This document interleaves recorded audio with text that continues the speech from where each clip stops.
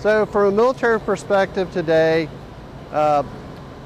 basically our role in this, we are providing a facility and some logistical support, and that's primarily in the form of launch recovering arriving aircraft, providing some technical expertise, and a few things like tables and chairs to support this VA mission, which is a possible evacuation of VA patients from the Houston area up to the Jackson, Mississippi area, and that's in conjunction with 7 other sites across the south central United States.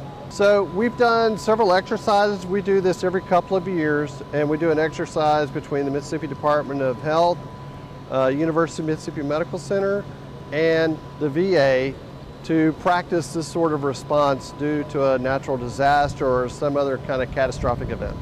Well, we wouldn't be able to do this without the support of the 172nd. And so using the facility, there'll be aerovac aircraft that will actually be bringing the patients in. And so without the military, this wouldn't happen. It means that you have to always be prepared and have your contacts to coordinate responses that are broad and thorough.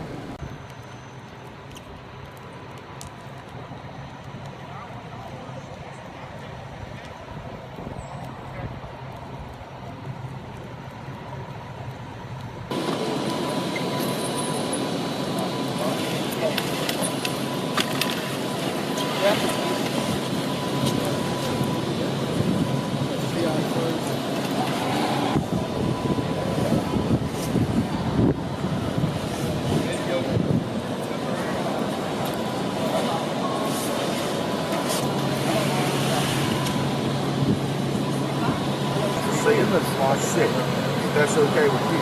Just the tools that you got. That's okay with me. We fine with them going.